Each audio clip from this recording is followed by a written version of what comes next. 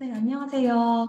저는 2023학년도에 MCPHS 약대를 졸업하고 3D 학위를 취득한 졸업생 정소정입니다.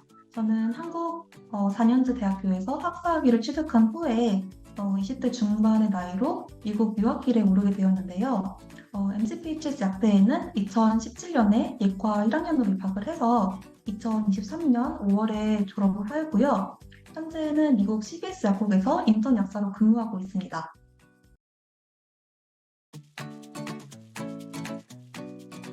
저는 졸업하기 5개월 전에 취업 인터뷰를 보았고요. 최종적인 잡 오퍼는 졸업하기 4개월 전에 받게 되었습니다.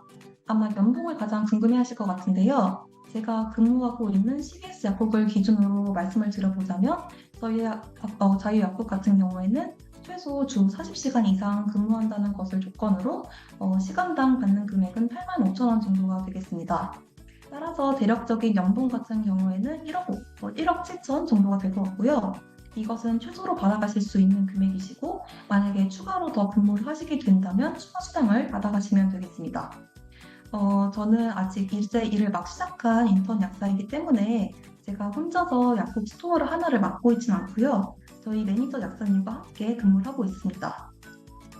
인턴 약사로서의 저희 업무를 간략하게 말씀을 드려보자면 학생 인턴일 때와 인턴 약사로서의 업무 중 가장 큰 차이점은 검수 유무라고 할 수 있습니다. 일단 미국은 다 전자처방전 시스템이기 때문에 전자처방전을 받게 되면 일단 팜 테크니션들이 환자가 갖고 있는 보험 플랜에 그 약이 커버가 되는지를 먼저 확인을 해야 합니다. 만약에 보험이 그 약물이 커버가 돼서 정상적으로 청구가 진행되었다면 그 이후에 약사가 1차적으로 검수를 하게 됩니다. 약사의 검수가 끝나고 난 뒤에는 팜 테크니션들이 약을 조제하게 되고요. 약 조제가 끝난 후에는 약사의 2차 검수가 들어가게 되고 그 이후에 환자분들께 약을 전달하게 됩니다. 또 요즘에는 백신 접종 기간이라서 많은 환자분들이 약국에 백신 주사를 맞으러 방문을 해주시는데요. 백신 주사 놓는 것도 약사 업무 중 하나이고요. 아마 약사 업무 중 가장 중요한 부분이 목약지도라고 생각을 합니다. 주로 알약을 복용하시는 분들 같은 경우에는 따로 환자분들이 목약지도 요청을 하고 있지 않기 때문에 따로 목약지도 상담은 안 해드리고 있고요. 주로 인슐린 주사제나 아니면 에피네프린 주사제 또는 호흡기 관련 질환을 앓고 계시는 분들이 복용하시는 이네일러 같은 경우에는 저희가 목약지도를 해드리고 있습니다. 이것 이외에도 약물 재고 조사라든지 약 딜리버리도 약사가 하는 업무 중 하나입니다.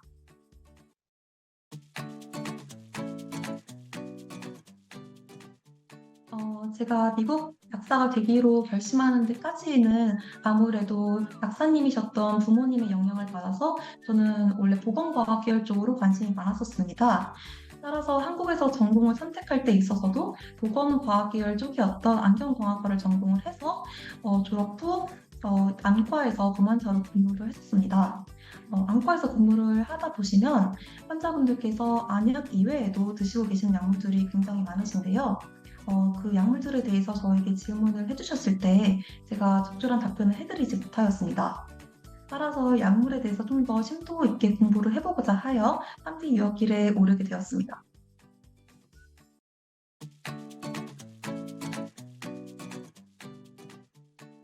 네, 3D 유학을 가기로 결심하고 난 뒤에 이제 학교들에 대해서 알아보기 시작했는데요. 많은 초이스들이 있었지만 저는 MCPHS 약대를 선택을 하였고 이 약대로 결정하게 된 이유로는 크게 두 가지가 있습니다. 일단 첫 번째 이유로는 저희 학교는 0+6 다이렉트 3D 프로그램을 제공하는 학교입니다. 물론 4년제 대학교에 입학을 하셔서 CPK 시험과 교과외 활동을 준비를 하셔서 좀 더 네임밸류가 높은 학교로 지정을 하실 수도 있겠지만 유학생 신분으로서 2+4 또는 4+4 약대에 진학하기란 결코 쉽지가 않습니다.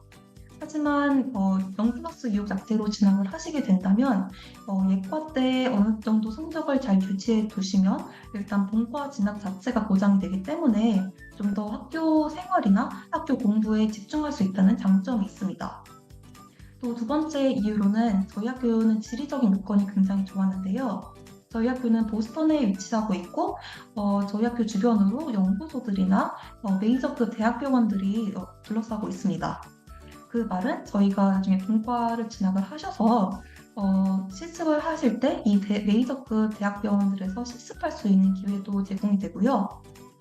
보스턴에는 저희 학교 말고도 다른 의대나 치대 또는 메디컬 관련 분야의 학교들이 굉장히 많이 있습니다.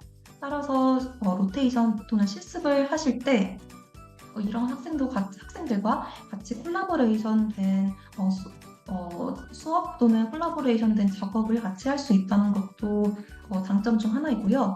따라서 제가 보스턴에 있는 학교에 진학을 하지 않았더라면 이러한 기회들을 좀 놓쳤을 법한데 다행히 보스턴에 위치하고 있는 MCPHS 약대에 입학을 해서 이러한 기회들을 접할 수 있었습니다. 따라서 꼭 MCPHS 약대로 진학을 하셔서 이러한 배움의 기회들을 한번 잡으실 수 있었으면 좋겠습니다.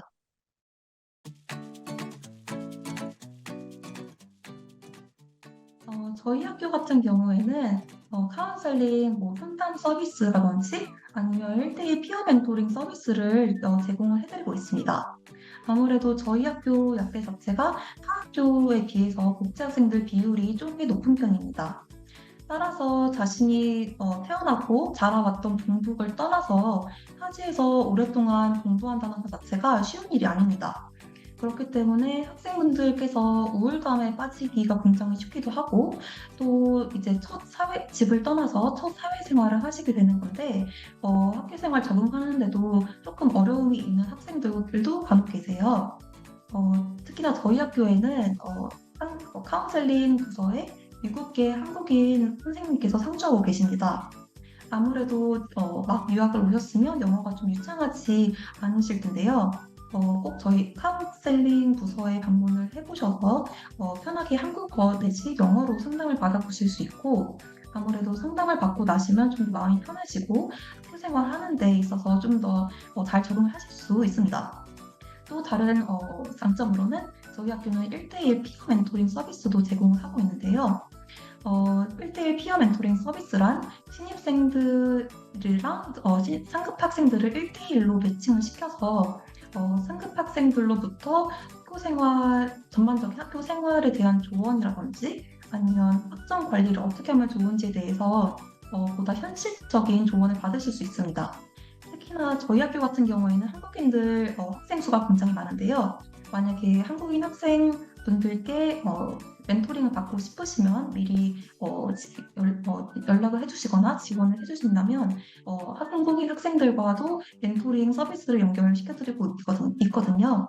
그래서 꼭 저희 학교 오셔서 이런 멘토링 서비스도 받아보시고 좀 더 현실적인 조언을 바탕으로 효과적이고 성공적인 학교 생활 하셨으면 좋겠습니다.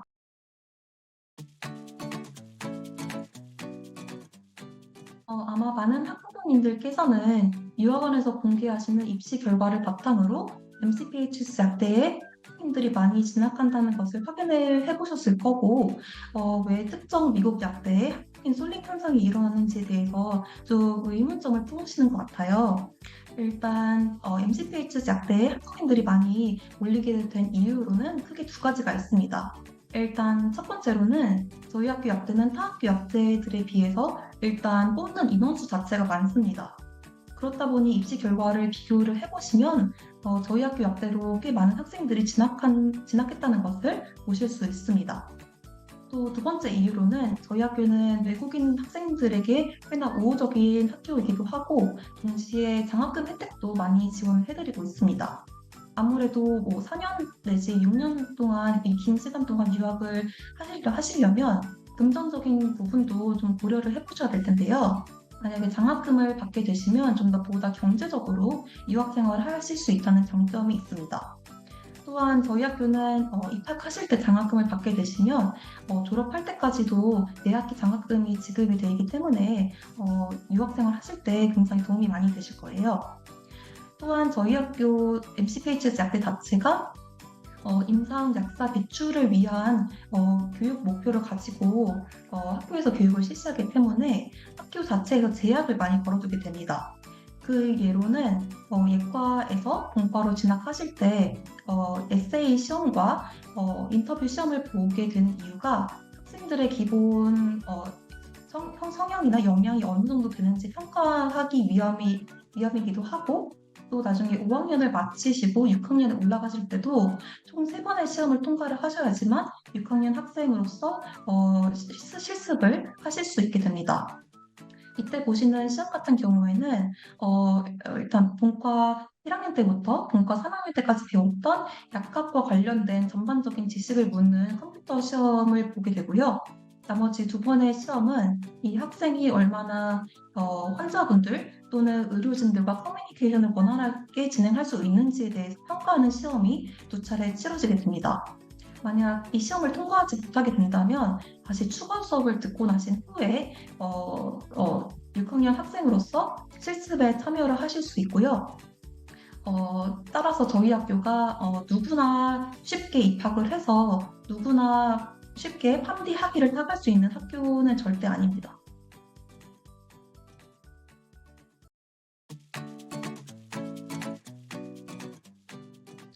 사실 프리팜 때 배우는 학업의 난이도는 그다지 어렵지는 않습니다.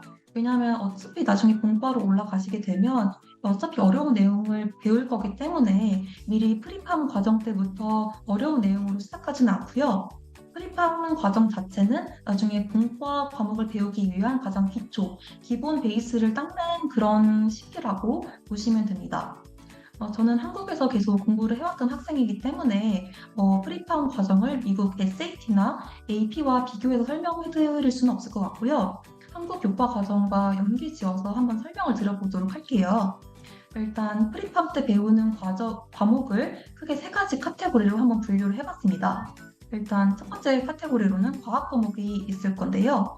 1학년 때에는 일반 화학 그리고 일반 생물학에 대해서 배우게 됩니다.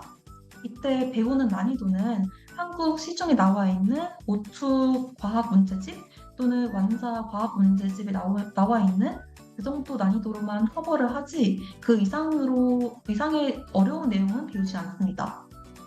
또 2학년 때에는 유기화학 그리고 미생물학에 대해서 배우게 되는데요.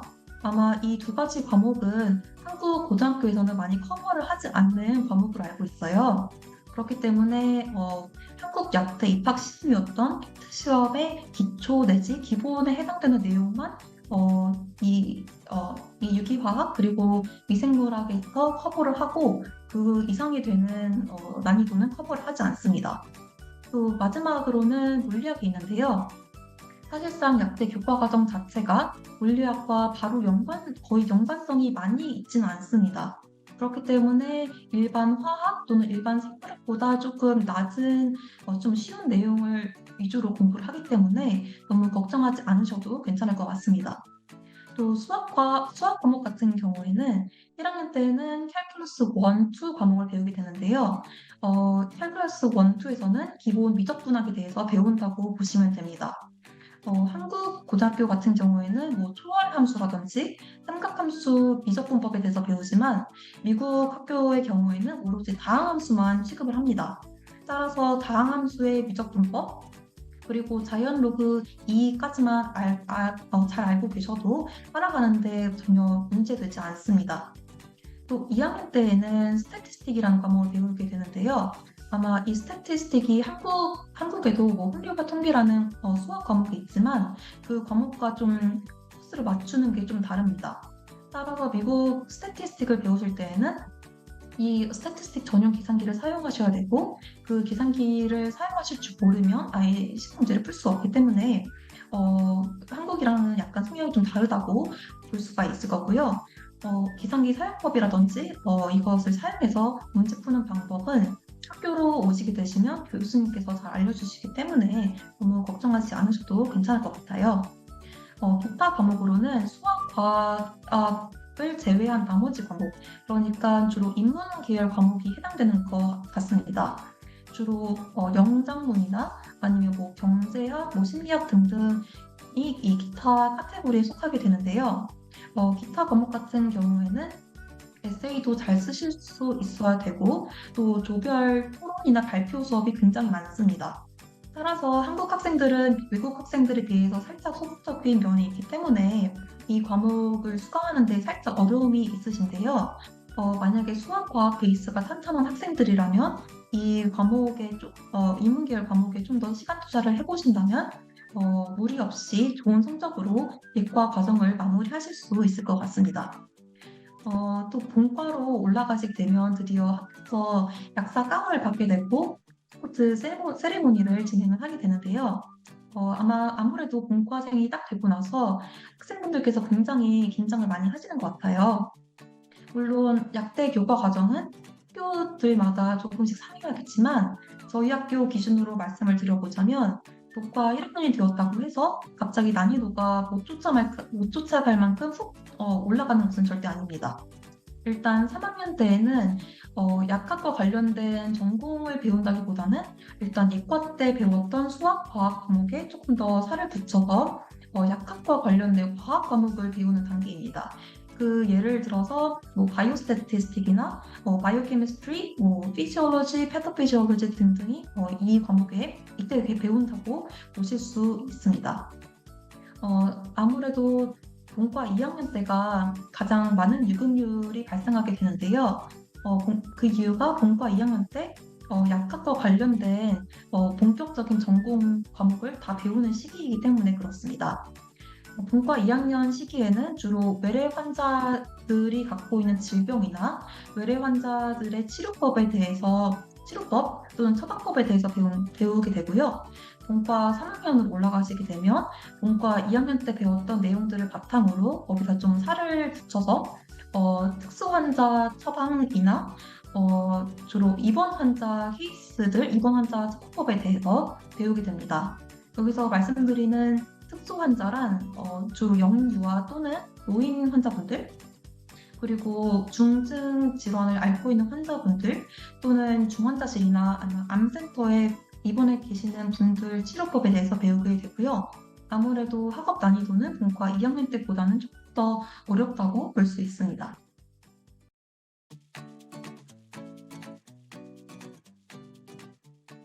사실상 가장 많은 유급률이 발생하게 되는 학년은 본과 2학년에서 본과 3학년으로 올라가는 그 시기에 가장 많은 유급률이 발생하게 되고요.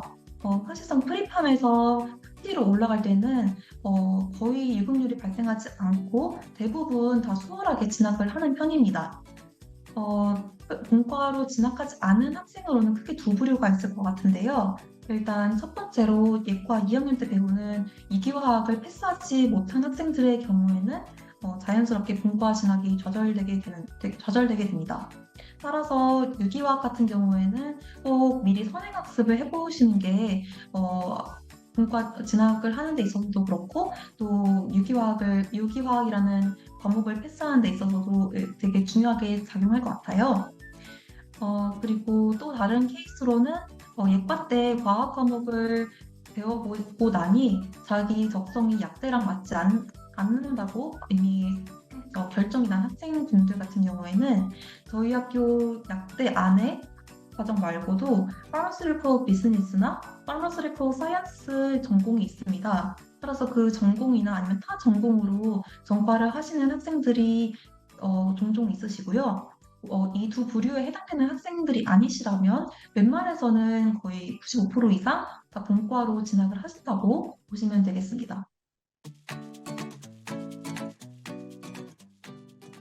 아마 상비 학위를 따고 나시면 진출하실 수 있는 분야가 꽤 여러 가지 있는데요. 저는 어떤 분야로 진출을 하시던 간에 가장 중요한 두 가지가 있다고 생각을 합니다. 일단 첫 번째로는 커넥션을 잘 쌓으셔야 되고요. 두 번째로는 커뮤니케이션 스킬을 늘리시는 게 굉장히 중요합니다. 일단 첫 번째로 사람들과 커넥션을 잘 쌓으셔야 되는 이유 중 하나가 저도 CBS 면접을 보기 이전에 꽤 많은 리테일 약국에서 면접을 보았지만 최종적으로 합격은 CBS 약국에서 인터뷰를 합격을 하고 취업 비자를 스폰받는다는 것을 전제로 취직을 하게 되었습니다. 때마침 제가 CBS 약국 면접 준비를 할 때가 제가 CBS 약국에서 학생 인턴으로 근무하던 시기였는데요. 저랑 같이 근무하고 계시던 프리셉터 약사님께서 제가 저를 좀 좋게 봐주셨고, 저를 그 CBS 인사 담당자님께 추천을 해주셨다고 해요. 그래서 그분 덕분에 제가 수월하게 인터뷰도 패스를 하고, 취직할 수 있는 기회를 얻은 것 같습니다. 따라서 커넥션 관리를 잘 해두셔야 되는 이유가 그 커넥션이 곧 취업으로 이어질 수 있기 때문입니다. 또 두 번째로는 커뮤니케이션 능력을 어, 어, 발, 어, 발, 발달시키는 게 굉장히 중요한데요. 특히나 제약회사 쪽으로 입사를 고려하고 계시는 분들이라면 커뮤니케이션 능력 또는 자신의 생각을 굉장히 조리 있게 영어로 말하는 능력이 매우 매우 중요합니다. 굳이 제약회사 쪽으로 가지 않으셔도 리테일 약국이나 병원 약국에서 근무를 하셔도 일단 환자와 커뮤니케이션 능력이 좀 좋지 않으면 환자의 니즈를 파악할 수도 없고 그에 따라 잘못된 처방법으로 처방을 내릴 수 있기 때문에 커뮤니케이션 능력이 굉장히 중요하다고 볼 수 있어요. 따라서 제가 말씀드린 이 두 가지 커넥션 관리를 잘하고 커뮤니케이션 능력을 향상시키면 유학생으로서 미국의 취업운을 뚫을 수 있을 거라 생각합니다.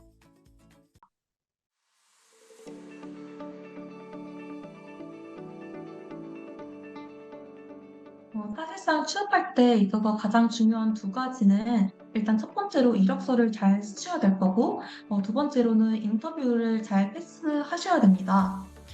이력서 같은 경우에는 저는 본과 1학년 때부터 조금씩 써보시는 거를 추천을 해드리고 있어요. 왜냐하면 일단 근 3년간 자신이 미국 유학을 와서 근 3년간 어떤 교과외 활동들을 했는지 좀 돌아볼 수 있는 기회도 되고 앞으로 남은 3년 동안 어떤 스펙들을 쌓아야지만 좋은 이력서를 만들어낼 수 있을지 좀 플랜을 세울 수 있기 때문인데요. 때마침 저희 학교도 본과 1학년에 진학을 하고 나시면 취업 관련해서 특강을 굉장히 많이 해주십니다. 이 취업 특강에 참여를 해보시면 지금 현재 잡 마켓이 어떻게 되어 있는지 어떤 부분이 포화 상태이고 어떤 부분이 불파 상태인지도 알려주시고 또 이력서 작성하는 방법도 알려주세요.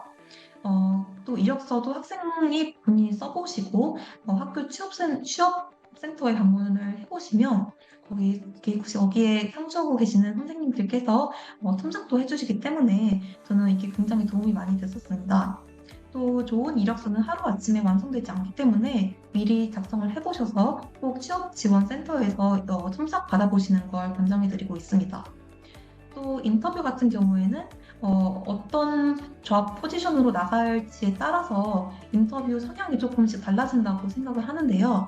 만약에 제가 병원 레지던트 약사로 인터뷰를 볼 때랑 제약회사 쪽으로 갈 때 보는 인터뷰랑 성향이 조금 다릅니다. 저희 학교 좋은 점 중 하나가 인터뷰도 약간 어디로 갈지에 따라서 그 성향별로 조금 분류를 해놓았는데요. 만약에 자기가 병원 약사로 진출을 하시고 싶으시면 병원 약사 포지션에 맞는 모의 인터뷰를 한번 연습을 해보시고 제약회사 쪽으로 가실 분들은 회사 전용 모의 인터뷰를 한번 꼭 연습을 해보신다면 본 인터뷰 때 떨지 않고 성공적으로 인터뷰를 마치셔서 무리 없이 취업을 하실 수 있을 거라 생각을 합니다.